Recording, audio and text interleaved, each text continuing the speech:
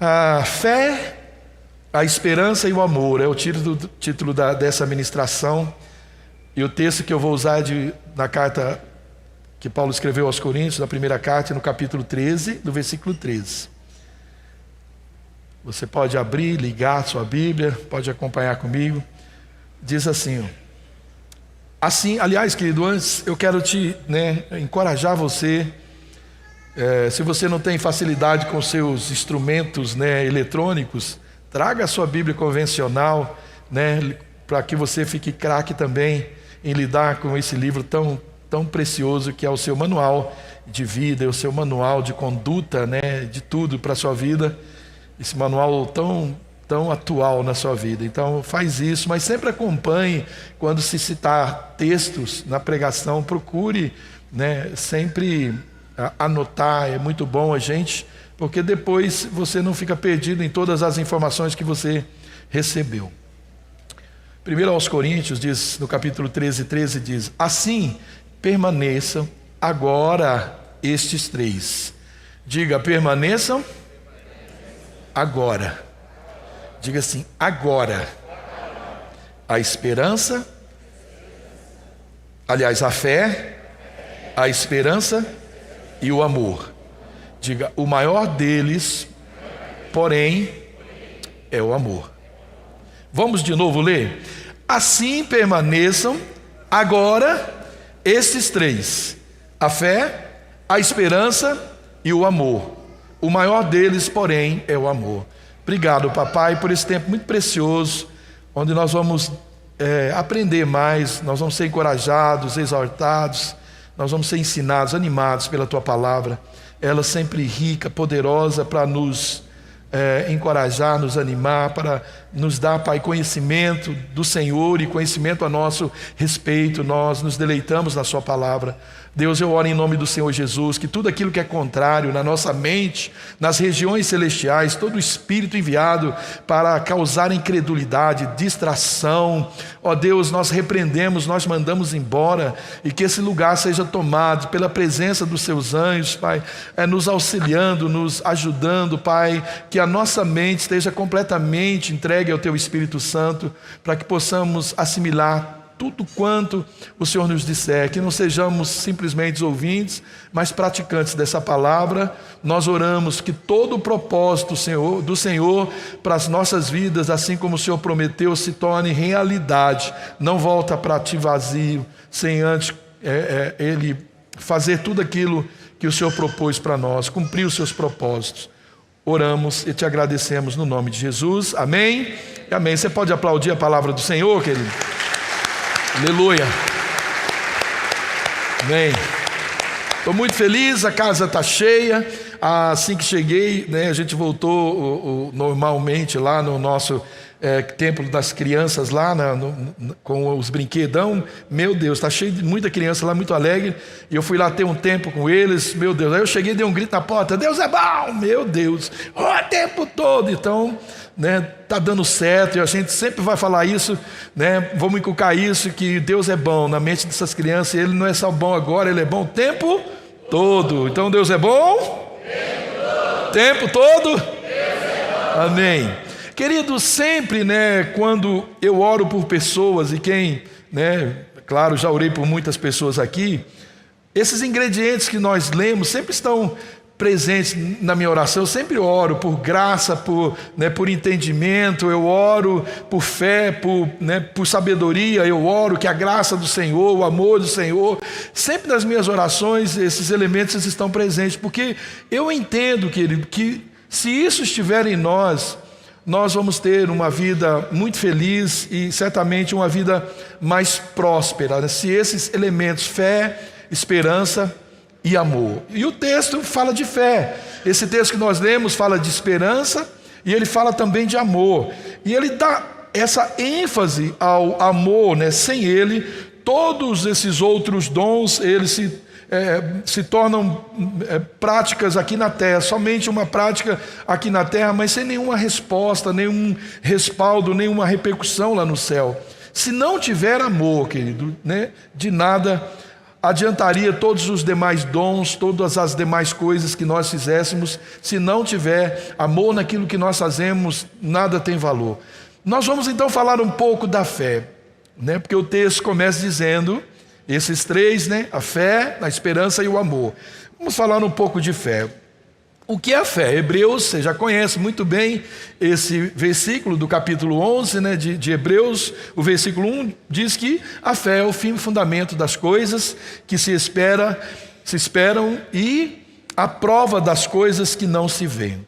Então, fé, ela é o elemento, né, que nos move em direção a Deus. É também o elemento que nos faz crer que Deus existe, que Ele é galardoador, né? Ele é presenteador daqueles que o buscam. Está lá no versículo 6 da mesma carta aos Hebreus. E a fé, né, que nos move, é essa fé que nos move, né, que faz com que a gente possa ver a Deus e também ver quem nós somos. É pela fé que nós nos aproximamos de Deus, é pela fé que Ele nos presenteia com essa revelação, não só de quem Ele é, mas também de quem nós somos.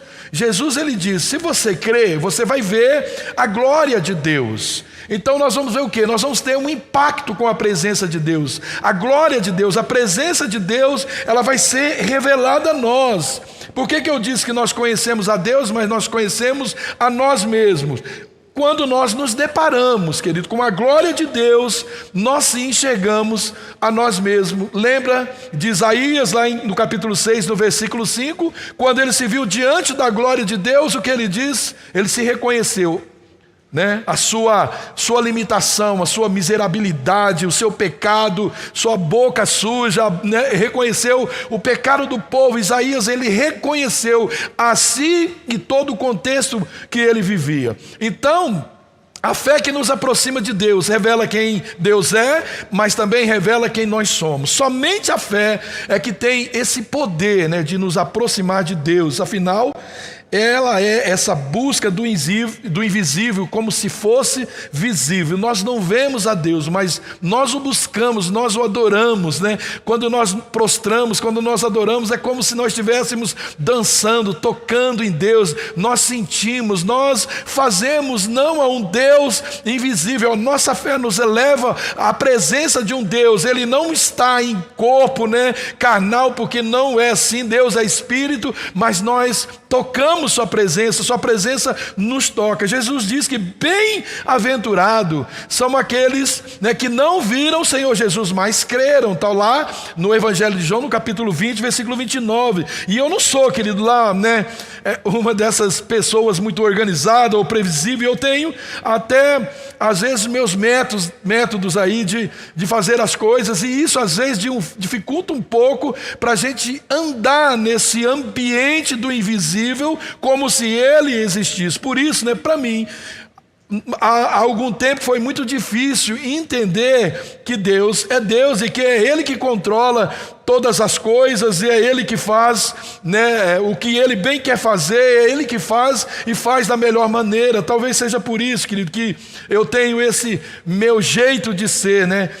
Esse jeito que Deus, foi desse jeito que Deus precisou de me, né, presentear com uma revelação que eu tomo para mim como especial, uma revelação muito clara, né, do seu poder, da sua majestade, porque eu tinha muita necessidade disso.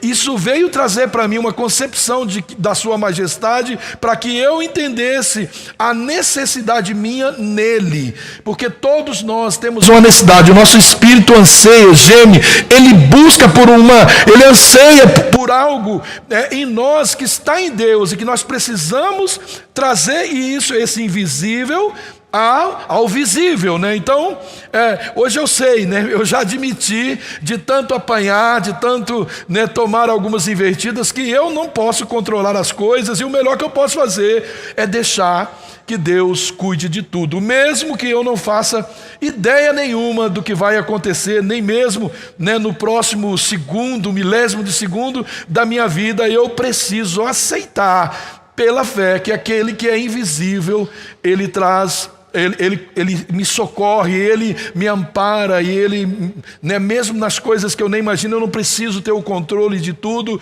porque Deus é o suficiente para controlar tudo na minha vida. Mas para viver assim, querido, é necessário a gente adquirir algo que Tomé não teve, né? Que é a habilidade de ver e crer, né? Precisamos ver e crer. Então, diante de muitos desafios, querido, eu não sei, né, o que eu vou fazer, eu não tenho ideia do que eu vou fazer, não sei o que vai acontecer, mas uma coisa eu sei, vai dar certo.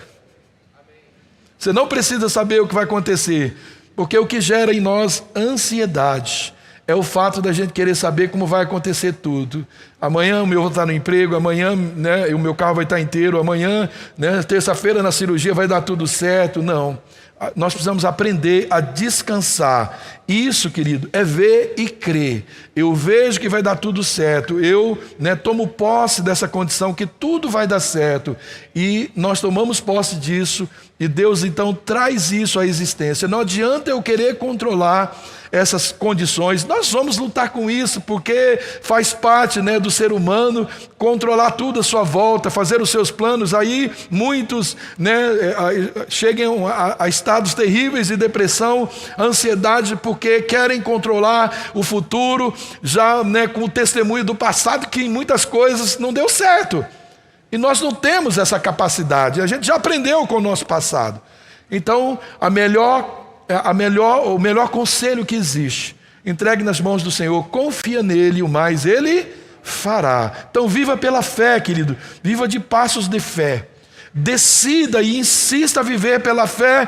É isso que a Bíblia diz, porque nós vivemos por fé. Nós não vivemos por aquilo que nós vemos. Está lá em 2 Coríntios, no capítulo 5, versículo 7. Querido, a gente ser aí escravos, né, dos recursos, né, dos recursos, das condições que nos cercam, para se mover em Deus, isso anula muito e bastante mesmo a gente experimentar aí os grandes milagres, as grandes manifestações de Deus. Quando nós confiamos na nossa capacidade, seja ela intelectual, seja ela, né, social, financeira, seja o que for, quando nós confiamos nisso, nós vamos ser decepcionados, nós não vamos experimentar, porque nada disso que é visível tem a capacidade de atrair, de trazer o que é invisível, a manifestação de Deus. Deus não manifesta porque eu conheço muito a Bíblia, Deus não conhece porque eu tenho muito dinheiro ou pouco dinheiro, ou porque sou branco ou não porque eu sei a Bíblia toda, eu já li um monte de vezes. Não, Deus se manifesta quando a minha fé traz à existência aquilo que é o planejamento dele para a minha vida. Eu tenho que aprender a descansar nisso. Nossa fé, querido, ela tem que ser experimentada, para que ela seja provada e que ela sofra esse aumento. E quando ela é usada, né, a nossa fé, ela sim vai crescendo pouco a pouco, né, e nós vamos crescendo e nós vamos nos aperfeiçoando naquilo que é existente. Naquilo que nós não vemos, nós vamos admitindo isso na nossa alma, nossa dependência, né, de atrair aquilo, as nossas necessidades, não mais pelo nosso poder de conquista, pela nossa sabedoria, pela nossa ciência, não. Nós aprendemos a trazer, primeiramente, antes de agir no natural, nós podemos trazer, né, o sobrenatural. Até porque, querido, a fé ela não está condicionada a nenhuma possibilidade humana, mas é crer em Deus. A Bíblia diz, como eu já li em Hebreus 11:6, que sem fé é impossível agradar a Deus. Então, se queremos atrair o impossível, o inexistente, nós precisamos usar a nossa fé. Lucas 16:10 diz que não importa o tamanho da sua fé, o tamanho daquilo que você tem, se é fiel com aquilo, você usa fé no pouco que você tem, em Deus traz o muito, Deus traz a existência, toda a nossa necessidade, Ele supre toda a nossa necessidade. Mas quando nós simplesmente declaramos, não tenho fé, então nós não temos um ponto de partida para agir e atrair o invisível. Não, nós temos, a minha fé é pequena. Os discípulos falaram isso, aumenta a nossa fé. Jesus falou, se for do tamanho, ou como, né, a melhor expressão, como um grão de mostarda, não importa, lança essa fé. Lança essa fé. Deus não precisa mais do que uma fé, né, como um grão de mostarda, menor de todas as sementes, para fazer com que nasça uma árvore grande, onde possa abrigar-se, né, os passarinhos, onde você pode se alimentar com os frutos da sombra, usufruir dos benefícios desse pequeno grão, você pode usufruir. Então, os passos de fé, ele aumenta a própria fé. É quando nós semeamos a pequena fé, é quando nós liberamos, nós lançamos a pequena fé, é que a nossa fé é aumentada e ela passa a agradar a Deus. E aí, querido, nossas esperanças são renovadas. Sempre meus pensamentos positivos é bom, mas ele precisa ser colocado sobre a ótica de Deus. O que é que Deus pensa sobre os meus pensamentos positivos? Será que Deus quer que os meus, meu querido, que os meus pensamentos, obrigado, Sal, que os meus pensamentos positivos se tornem uma realidade? Será que meus pensamentos positivos têm a ver com aquilo que Deus tem para a minha vida? Será, querido? Que tudo que aquilo que eu penso vale a pena, ou Deus está interessado em trazer, né, por causa da minha fé, ou dos meus pensamentos positivos, isso à existência? Então eu preciso, querido, agir pela fé, mas a minha fé tem que ter como base a Bíblia, a palavra de Deus, a vontade de Deus para a minha vida. E não existe uma vontade que é boa, que é perfeita, que é agradável, que não está, né, dentro desse crivo de Deus. Então, se o que você pensa te abençoa, abençoa o seu irmão, abençoa a sua família, abençoa o corpo de Cristo. Se o que você tem, seja com pensamentos positivos, ou seja uma fé absoluta, se é isso que você pensa, Deus tem prazer em satisfazer esses desejos, essa fé que você tem. E a esperança, querido? Fé, esperança e amor, o texto diz. A esperança, ela alimenta a nossa fé. É a esperança que vai alimentando diariamente a nossa fé. Quem nada espera, nem precisa ter fé. Fé para quê, se eu não espero nada? Por isso, querido, que nós precisamos alimentar a nossa esperança. Quais são as palavras, ou quantas são as palavras que você recebeu profeticamente? Né? Quais são, né, o planejamento que você tem para a sua vida, né? Sabe que tem a ver até mesmo com o seu sucesso profissional, familiar. Que sonhos são que você às vezes perdeu essa esperança? Se você perdeu a esperança, você precisa voltar a alimentar com palavras, com a Bíblia, né, com a vontade de Deus, com profecia em cima dessas palavras, porque essa esperança vai alimentar a sua fé, e quando você menos perceber, você já está com uma fé gigante. Confesse a palavra fala tudo ao seu respeito, ao meu respeito. Se você estiver com qualquer conflito na sua vida, vá lá. Coloca assim, vai lá no Google, coloca lá, sobre o conflito que você está vivendo, qual o conselho na Bíblia? Vai aparecer um texto, e você se apega naquele texto, se enche de esperança em cima daquele texto, e aquela esperança vai injetar fé em você, vai te preencher de fé, amém? Em Lamentações 3:21, a palavra de Deus diz: eu quero trazer à memória aquilo que me dá esperança. Sabe, querido, pare de ferir mais ainda suas memórias com aquilo que não te dá esperança. Passado ruim, mate esse negócio. Torne feridas em cicatrizes, não fica preso a isso. Alimente a sua esperança com as coisas boas. Usa aquelas, né, coisas boas como trampolim, até mesmo as ruins, mas não fique estagnado. Não faça isso de jeito nenhum, querido. Use, né, a sua memória para trazer algo em você que injeta em você esperança, para encher você de fé. Quantas coisas, né, querido, Deus já fez por você? Quantas bênçãos, quantos livramentos você já teve? Encha a sua memória dessas coisas. Lembre-se, tudo que Deus já fez por você, use a sua memória para alimentar a sua fé. Aquele que abençoa você vai te abençoar ainda mais. Quem é a razão da nossa esperança? A razão da nossa esperança é o próprio Deus. A primeira carta de Pedro 3,15 diz: antes, santifiquem Cristo como Senhor no coração. Estejam sempre preparados para responder a qualquer um que lhes pedir a razão da esperança que há em vocês. há uma esperança. E o que você precisa é se encher, porque, querido, quando alguém pedir para você a razão da sua esperança e você diz a razão da sua esperança com fé, você vai alimentar o coração das pessoas com fé. Mas quando alguém chega na gente e pergunta, viu, eu quero ficar animado hoje, o que você espera da vida? Você fala, não espero nada, a vida está uma droga. Não, querido, se encha da palavra, porque a palavra vai encher o seu coração de uma nova esperança. Não tenha medo, querido, de dizer em quem você acredita. Se Deus, querido, é a razão da sua fé, da sua esperança, proclame a palavra, proclame o nome do Senhor, fale do nome do Senhor. Quanto mais nós falamos de Deus, da sua palavra, das coisas de Deus, mais a nossa esperança aviva, porque o Espírito Santo, ele é um Espírito que injeta em nós esperança, perspectiva em Deus, e assim nós vamos nos enchendo cada dia mais. Toda vez que nós afirmamos com a nossa boca em quem confiamos, nós vamos fortalecendo a nossa fé. Então, quando você estiver desanimado, querido, ponha a sua esperança em Jesus. Ponha toda a sua esperança em Jesus, antes que o desânimo te leve ao completo falecimento, à incredulidade, à morte, na verdade. A desesperança tem essa capacidade. A Bíblia diz o que em Salmos, no 42:11, né? Por que estás abatido, ó minha alma? E por que te perturbas dentro de mim? Olha, né, a condição que chegou ao salmista. Ele está dando uma dura na alma dele, porque ele conhecia Deus.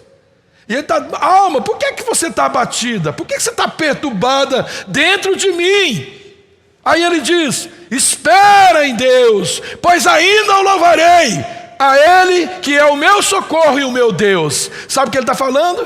Porque a alma é o centro, é a habitação das nossas emoções, é a central, é o HD de tudo que acontece com a nossa vida. E o salmista estava down, para baixo, e a alma dele estava empurrando ele para o abismo. Então ele deu uma ordem para a alma dele: alma, por que você está inquieta? Por que você está triste, abatida? Ei, alma, espera em Deus, pois ainda o louvarei. Ele é o meu socorro, é o meu Deus. Alma, você não pode dominar as minhas emoções. Eu estou esperando em Deus. A minha esperança está em Deus. E a esperança, querido, ela vai motivando todas as outras virtudes na nossa vida, com certeza. Colossenses 1:5 diz: a fé e o amor vêm por causa da esperança que vos está reservada nos céus, da qual antes ouvistes pela palavra da verdade do Evangelho. Olha aí, a fé e o amor eu vou falar daqui a pouco, vem por causa da esperança. O amor não é o maior, mas olha para você ver que uma coisa assim, parece um paradoxo, né? O amor é o maior dos três, mas a esperança, o amor vem por causa da esperança. Quem não espera, querido, isso é uma condição até natural. Quando eu olhei para Márcia, aquela linda princesa na casa dela, meu coração se encheu de esperança, e eu fiquei louco para ser alimentado com o amor dela. Então minha esperança se encheu de atitude, eu fui logo dizendo: oh, meu amor, vou me casar com você. O invisível ao visível, o inexistente à existência. Ela olhou para mim e disse: esse é louco, querendo falar para mim de casamento, estou nem aí com esse cara. Mas eu já logo soquei a profetada mesmo, nem conhecendo a Deus. Na época eu era um lascado, né? Vou casar com você, você vai ser a última garota minha. Trouxe à existência aquilo que não existia. Hoje, há 30 e quase 40 anos, desfrutando daquilo que era impossível, daquilo que era invisível, mas que Deus trouxe à existência na minha vida. Eu louvo a Deus por isso, aleluia, querido. A esperança cresce quando nós lembramos da promessa da ressurreição. 1 Tessalonicenses 4:3 diz: não queremos, porém, irmãos, que sejais ignorantes acerca dos que já dormem, para que não vos entristeçais, como os outros que não têm esperança. Olha, querido, quando nós temos esperança, até a morte é um ambiente de alegria. Por isso que Deus diz que é melhor estar num ambiente onde há luto do que num ambiente onde há festa. Porque nós temos esperança. A nossa esperança não termina num caixão, numa urna, num túmulo, não termina nesse lugar, como Jesus não ficou naquele lugar. Eu e você também não vamos ficar. Nós que morremos com Cristo, com Ele também ressuscitamos para a vida eterna, querido. Então o crente não pode ficar a vida inteira lamentando a morte de um ente querido. Deus se agrada na morte do justo. Por que Ele se agrada? É mais um habitando os céus. E a gente fica querendo, 104 anos, 120 anos, não, deixa eu levar meu pai, começa a orar, leva logo, Senhor, porque está sofrendo. Se for salvo. Porque a esperança é tudo que o homem precisa, querido. E o amor, vamos entrar no amor, que é o maior, que é a fé e a esperança. Queridos, as nossas limitações, elas são tantas a respeito do amor, que às vezes nós temos até dificuldade para falar sobre ele. Isso é uma verdade. Quanto mais para viver. O mundo está tão assim, essa palavra, esse conceito ou essa verdade, ela está tão distorcida, que é difícil, às vezes até mesmo para o crente menos convencido a entender isso. Por uma leitura incompleta e, na maioria das vezes, egocêntrica, nós, querido, acabamos por não exercer esse amor na sua plenitude. E isso se dá pela falta de conhecimento. A primeira carta de João 3,16 diz: nisso conhecemos o que é o amor. Olha o que a palavra de Deus diz. Às vezes a gente lê o texto inteiro e não presta atenção nos detalhes. Nós conhecemos nisso o que é o amor. Então o amor precisa ser apresentado a cada um de nós. Nós conhecemos o amor como? Jesus Cristo deu a sua vida por nós, nós devemos dar a nossa vida pelos nossos irmãos. Então, sem esse conhecimento, nós também não vamos conhecer o amor de Deus. E nós precisamos conhecer o amor de Deus. Deus, Ele nos fez conhecer o amor. O amor, querido, ele só se faz pelo conhecimento de quem Deus é. Como? Na pessoa do seu Filho e no que Ele fez por nós. Nisso conhecemos o amor do Pai, em que Ele deu o seu Filho, por amor a nós, logo nós devemos fazer o mesmo. Então nós conhecemos o amor por aquilo que Deus fez na pessoa do seu Filho, que Ele fez por nós e que Ele fez em nós. Nenhum ser humano ele ama de fato sem conhecer a Deus. O amor verdadeiro, se é que existe, um amor falso, ele só existe na revelação de quem Deus é e na pessoa do Senhor Jesus, como eu já disse, revelando a sua obra de redenção, para a humanidade e por toda a criação. Ali se revela e se manifesta o amor de Deus. O amor, ele tem suas bases muito sólidas, querido. E a falta desse conhecimento, e eu diria até dessa revelação, nos dá uma informação errada. E quando nós temos a informação errada, a consequência é uma interpretação distorcida e que pode nos levar a uma desesperança. Querido, as pessoas sofrem por falta de amor, elas perdem a esperança porque não encontram mais amor. Elas pensam que ninguém ama mais, que o marido, a esposa, os filhos, ela vive num mundo onde o amor não existe, ela começa a ficar totalmente desesperada. Então a falta de conhecimento, sim, Oséias 4,6 diz que essa falta de conhecimento traz o quê? Sofrimento. Então, querido, o desconhecimento do perfeito amor de Cristo nos leva à morte. João 3,16 diz: porque Deus amou o mundo de tal maneira que Ele deu o seu Filho unigênito, para que todo aquele que nele crê não pereça, mas tenha a vida eterna. Olha bem, isso no mesmo texto está dizendo que aquele que não conhece, porque Deus deu o seu Filho para que nós conhecêssemos o seu amor. Então aquele que não conhece não tem a vida. não tenha vida. Mas aquele que conhece o amor de Cristo, o Filho unigênito do Pai, crê nele, não vai perecer, não perecendo, vai ter a vida eterna. Agora, quais são, querido, as bases desse amor? Jesus falou muito disso. Uma das bases desse amor é o amor ao próximo. O amor ao próximo. Ele não existe, nós não vamos conseguir demonstrar se isso não fazer parte da nossa vida. Se todos nós amássemos o nosso próximo como a nós mesmos, o mundo seria, querido, muito diferente. Todos amariam, buscando, né, esse favorecimento, né, de alguém por se ver na pessoa do outro. Pensa que maravilhoso fosse isso, querido. Se cada ser humano, cada pessoa se visse na pessoa do outro, por sentir-se amado, em saber, né, que sempre tem alguém por perto, e vendo, querido, a sua posição, o que você está passando, vendo, né, o seu sofrimento. Mateus 7,12 diz, o Senhor Jesus diz: assim em tudo façam aos outros o que vocês querem que eles lhes façam, pois essa é a lei e os profetas. Mas o que significa isso? O amor ao próximo, não é uma dúvida só nossa, já era desde lá de trás, perguntaram isso ao Senhor Jesus. E assim como um dia, querido, alguém perguntou isso a Jesus, né? Quem era o próximo, lá em Lucas 10:29, muitas vezes nós mesmos continuamos perguntando: quem é o nosso próximo? Quem é o nosso próximo? Jesus disse: amarás o teu próximo como a ti mesmo. Qual é o significado desse mandamento? É muito simples.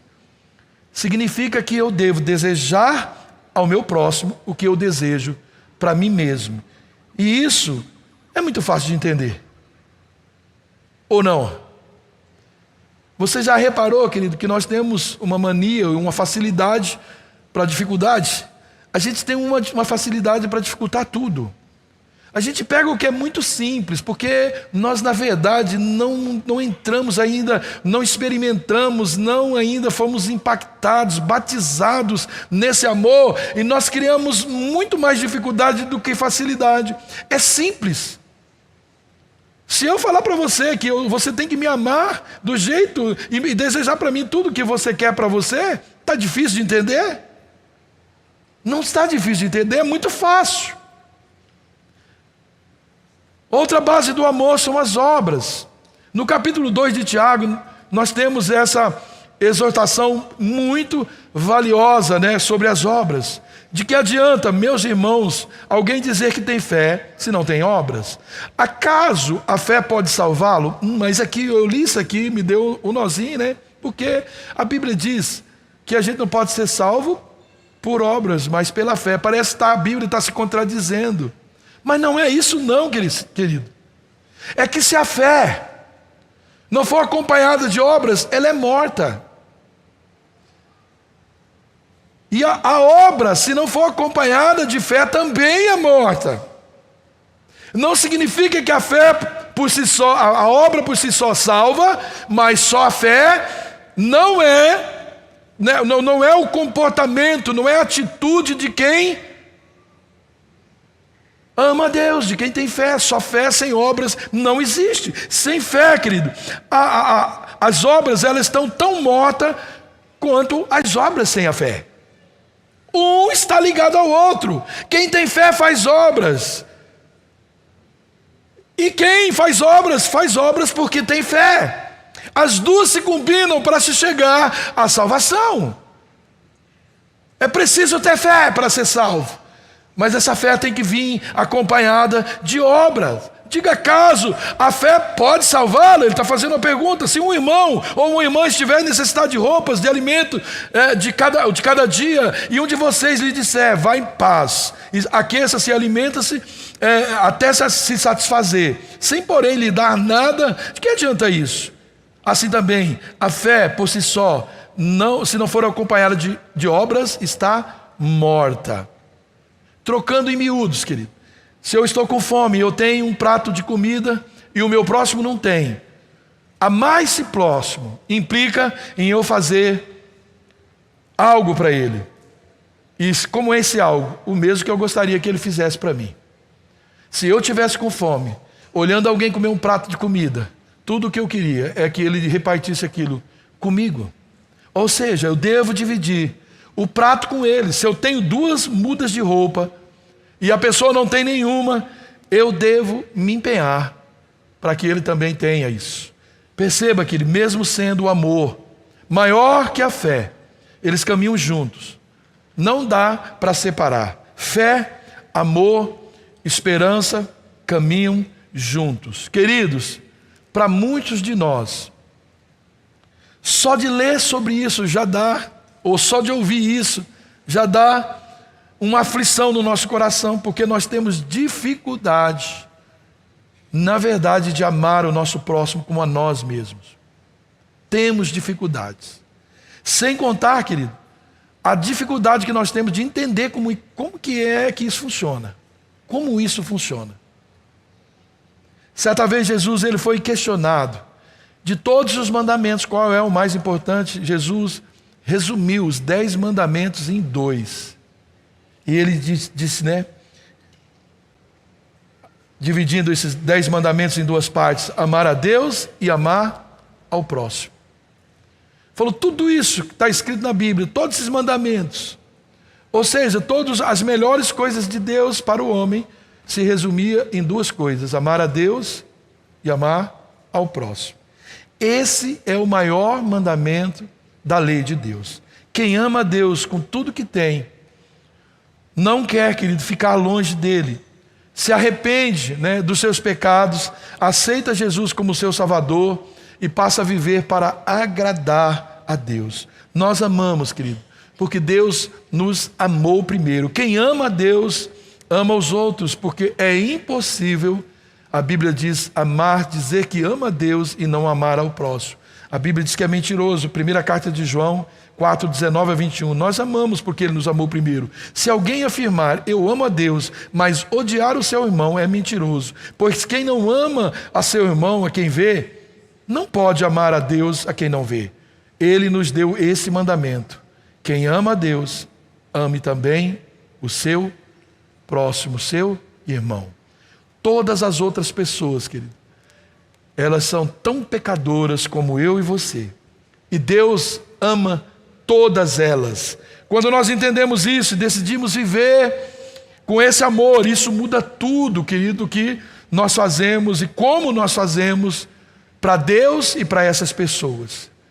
Quando nós entendemos o amor de Deus, a forma com que Deus amou, dando, servindo, muda a nossa atitude em relação ao amor, com relação a Deus. Nós paramos de ter preguiça para servir a Deus. Nós deixamos, né, as nossas ocupações só para o nosso tempo, só para as nossas ocupações, e nós começamos a usar tudo isso para servir o reino de Deus, querido. Então, e quando nós fazemos assim, essa paz, a paciência, né, o perdão, respeito, compaixão, tudo isso vem de amor aos outros, né? Para a gente amar os outros como a gente ama a nós mesmos. A verdade, querido, é que quando nós falamos, né, das obras que embasam esse amor, nós entramos no ambiente de intermináveis práticas. Uma delas, a exortação, é outra base que o amor é consolidado. A exortação é um ensinamento quando nós estamos fazendo algo incorreto ou quando nós estamos sendo enganados. A exortação, ela é uma correção da palavra de Deus. A Bíblia nos mostra que Deus nos exorta porque Ele nos ama. Isso porque Ele deseja que nós andemos no caminho correto, o caminho que leva à salvação. Gente, está voando tudo aqui. Ficou bom, mas nós devemos nos alegrar, querido, com a exortação. Acho que pode até desligar. Acho que pode desligar. Nós devemos sim nos alegrar com a exortação que a palavra do Senhor nos dá, porque isso é uma prova de que Deus nos ama e deseja que nós sejamos bem-aventurados. A Bíblia está repleta repleta, querido, de exortação, de capa a capa. 1 Coríntios 13:33 diz: não se deixe enganar, as más companhias corrompem os bons costumes. Então, quando alguém te diz, cuidado com quem você está andando, essa pessoa está praticando o amor sobre sua vida. Mas o comum, porque não entendemos o amor, é dizer que você não tem nada com isso com a minha vida, eu ando com quem eu quero. A gente vê filho falar isso para o pai, marido para a esposa, esposa para marido. Não há uma compreensão que isso é amor. 2 Timóteo 2,15, procure apresentar-te a Deus, obreiro provado, que não tem de que se envergonhar e que maneja bem a palavra de Deus. Então, querido, quando nós exortamos você a ler a palavra de Deus, isso é um ato de amor, não é uma pegação no pé. É um ato de amor. Ler a palavra de Deus vai te levar a praticar a palavra de Deus, e vai elevar o seu nível de amor para com Deus e também para com as pessoas. Tiago 1:22, sejam praticantes da palavra e não apenas ouvintes, enganando a vocês mesmos. Para praticar a palavra, eu preciso ouvir e submeter a palavra. Então não permita, que o engano de simplesmente participar de um culto é o suficiente para você ficar bem. É preciso praticar essa palavra. Filipenses 4:6, não andem ansiosos por coisa alguma, mas em tudo, seja a oração e súplica, pela oração e súplica e com ações de graça, apresentem os seus pedidos a Deus. Quando nós exortamos você, querido, a prática da oração, nós estamos te dando a oportunidade de se livrar da ansiedade. Isso é um ato de amor, mas infelizmente, alguns ainda preferem remediar entre a obediência e a desobediência. Toda exortação da palavra de Deus é um ato de amor. Quando nós recebemos, nós crescemos no conhecimento e nós crescemos nas suas práticas. Então lembre-se, não há como praticar o amor sem conhecer a Deus. Deus é amor. Deus não é um tipo de amor. Nele reside, querido, toda a essência do amor. O escritor da carta aos Hebreus, ele tinha tanto interesse em que a igreja conhecesse, desfrutasse desse estilo de vida, que ele chegou a se lamentar de não poder dizer tudo aquilo que era necessário. Está lá no versículo 22 do capítulo 3. Irmãos, peço que suportem a minha palavra de exortação. Na verdade, o que eu escrevi é pouco. Ele está dizendo, irmão, suportem. Então, queridos, suportem o que hoje você está vivendo. Na verdade, o que eu estou falando é muito pouco daquilo que nós precisamos ouvir diariamente para a gente crescer na fé, na esperança e no amor. Nunca despreze uma exortação, porque ela poderá te livrar do inferno, e não existe ato maior de amor do que livrar uma alma do inferno. Receba com amor todo tipo de exortação, que quando você recebe a exortação, no pacote está o amor de Deus, está o amor de Deus. Infelizmente, em nossos dias, nós vivemos uma geração que confunde amor com passividade, amor com permissividade. Nós já nascemos com essa leitura distorcida. O filho, quando você corrige ele, bebê, ele não tem essa leitura, que ele precisa de correção. Por isso, qualquer correção e exortação às vezes nos parece ofensiva. Olha o que diz Provérbios 3:11. Meu filho, não despreze a disciplina do Senhor, nem se magoe com a sua repreensão. Pois o Senhor disciplina quem ama, assim como o pai faz ao filho a quem deseja o bem. Hebreus 12:5-8 diz: filho meu, não despreze a correção do Senhor, não desmaies quando por ele for repreendido, porque o Senhor corrige a quem ele ama e açoita qualquer um que recebe por filho. Se suportais a correção, Deus vos trata como filhos. Por quê? Que filho há que o pai não corrija? Preste atenção nisso, tudo simples, muito simples. A gente entender que correção, exortação, é um ato de amor, a não ser que o pai, ou o líder, ou o pastor seja um débil. Ainda que às vezes a correção pareça fora de tempo, fora de contexto, receba como um filho. A compreensão disso, querido, vai nos deixar muito sensíveis e muito assim, receptível ao amor de Deus. Então, saia, querido, ou saiamos, né, dessas emoções fragilizadas e vamos nos conectar ao que realmente importa, o amor. O amor, ele expande os nossos sentimentos para além dessas nossas paixões. Ele expande nossas paixões, os nossos sentimentos e ressentimentos para além das nossas emoções.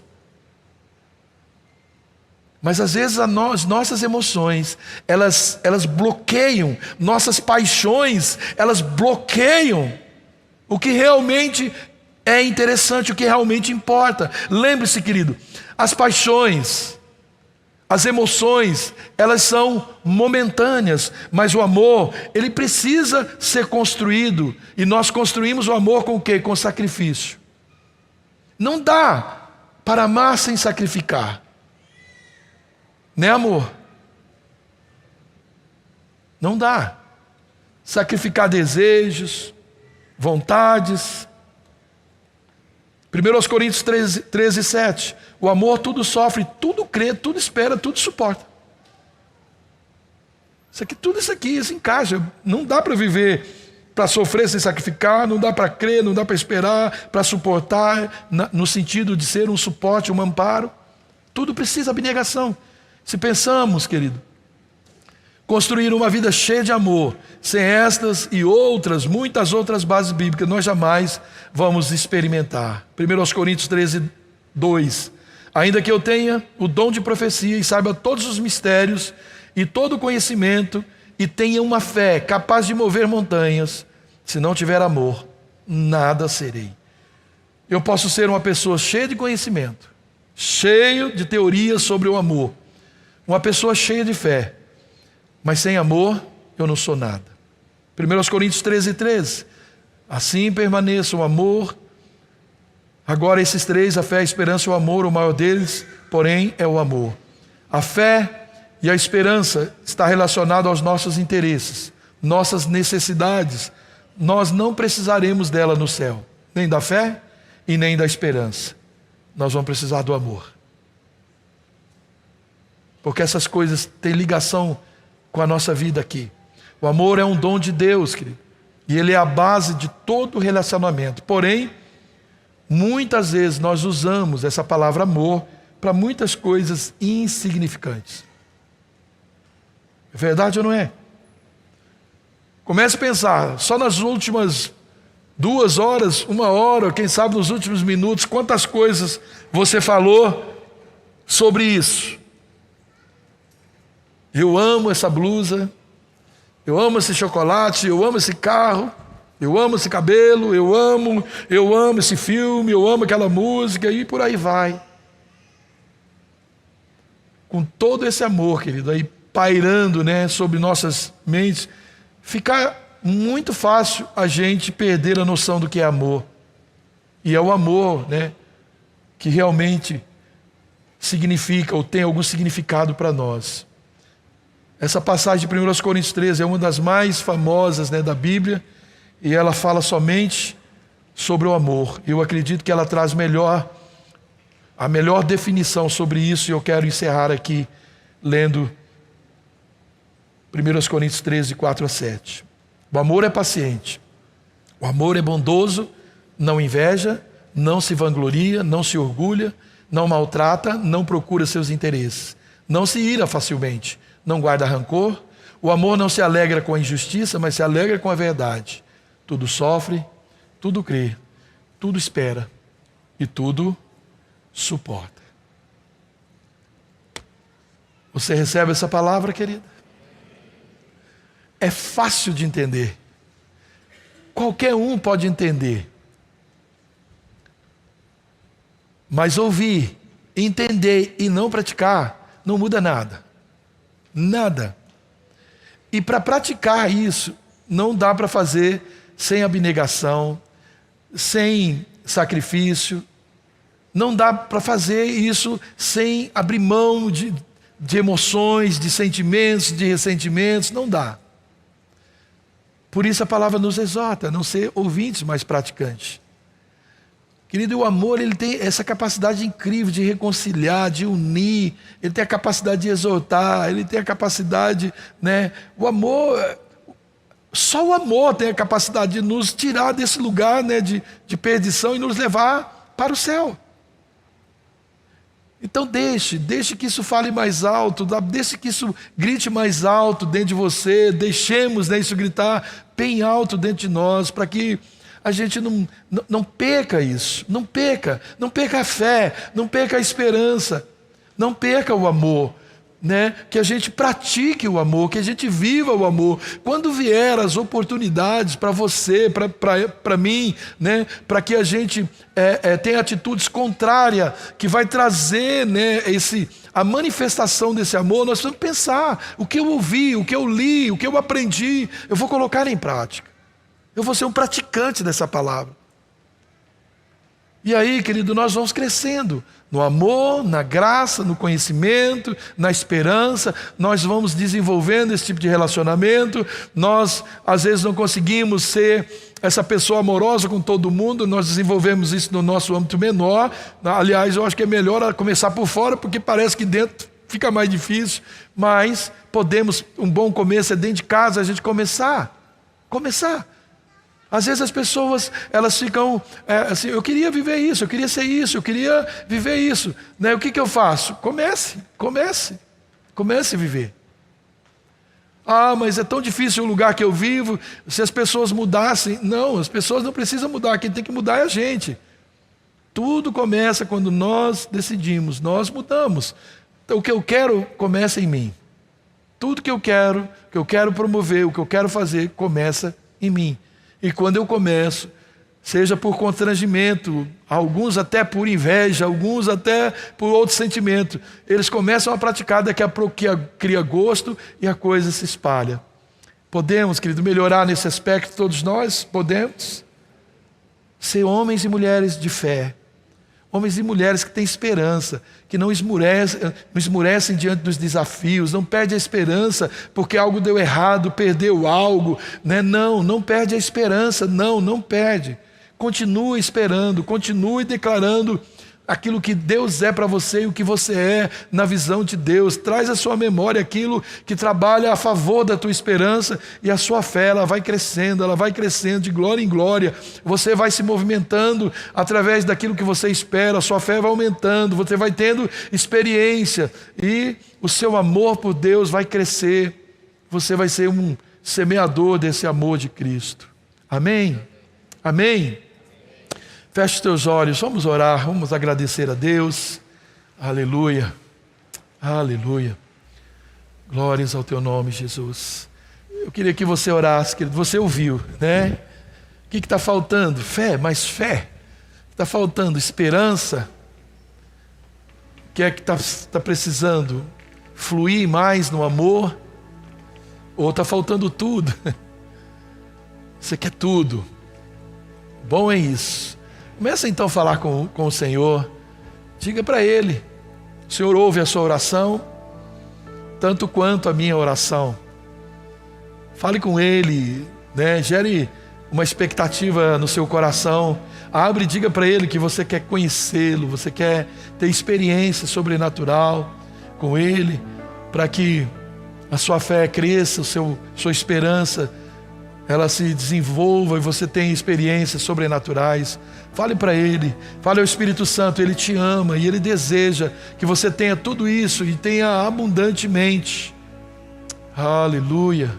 Espírito Santo, faz uma obra gloriosa em nossas vidas hoje, Pai.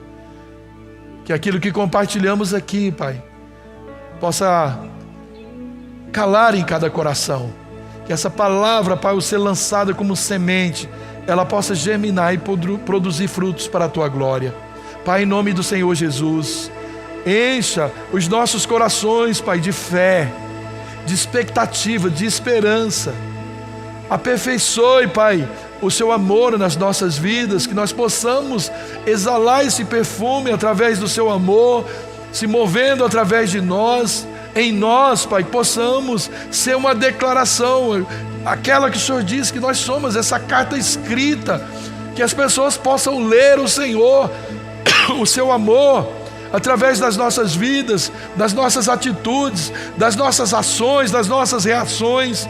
que o Senhor seja lido, Pai, seja compreendido através das nossas movimentações aqui nessa terra, Pai, em nome do Senhor Jesus, que os nossos atos sejam atos de amor, para tudo que formos realizar, para exortar, que sejam atos de amor, para doar, para repartir, Pai, em nome do Senhor Jesus, para servir, sejam atos puramente de amor, movido pela fé e pela esperança que nós temos, de que nós pertencemos ao Senhor, que nós nascemos para o Senhor, que nós temos um lugar no teu coração. Pai, em nome do Senhor Jesus, eu oro que essa realidade esteja em nossas vidas, Pai, que o fluir do teu Espírito Santo nos conduzam a essa realidade, que o seu amor, Pai, nos movimente para o coração das pessoas, servindo, amando, Pai. Ó Deus, nós oramos, nós pedimos que, Pai, o Senhor nos dê a oportunidade de amar as pessoas, que o Senhor trabalhe os nossos corações de forma que o seu amor, Pai, seja fluído, seja exalado, para as vidas sejam de nós, em nome de Jesus. Eu oro, Pai, eu abençoo a vida dos meus irmãos, para viver, Pai, intensamente essa realidade, em nome de Jesus.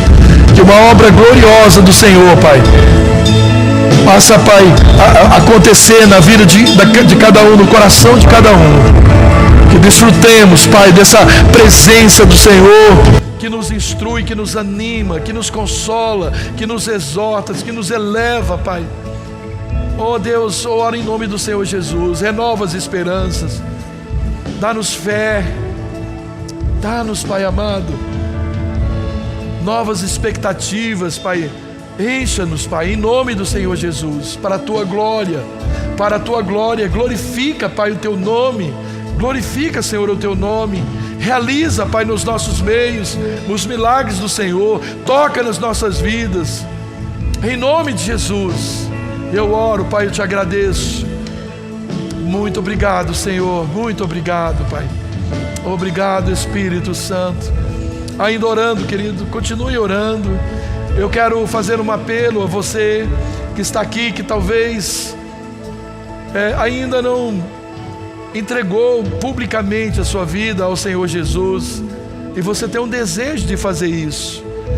Sinta um convite da parte do Pai para que você se declare a Ele. O Senhor Jesus diz que todo aquele que o confessar diante dos homens, Ele também o confessará diante do Pai. E eu sinto nisso uma responsabilidade incrível, né?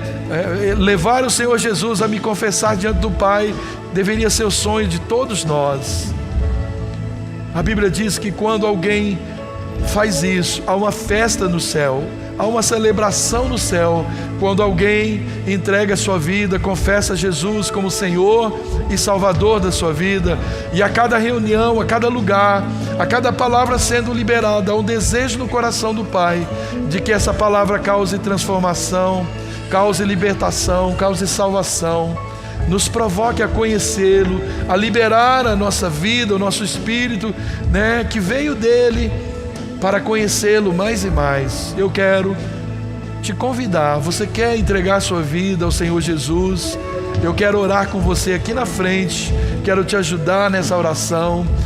É algo tremendo. Todos ou quase todos que estão aqui já fizeram isso, inclusive eu. Sempre digo, nunca mais esqueci, o dia 27 de dezembro de 1989 foi quando eu publicamente confessei Cristo na minha vida e nunca mais fui a mesma pessoa.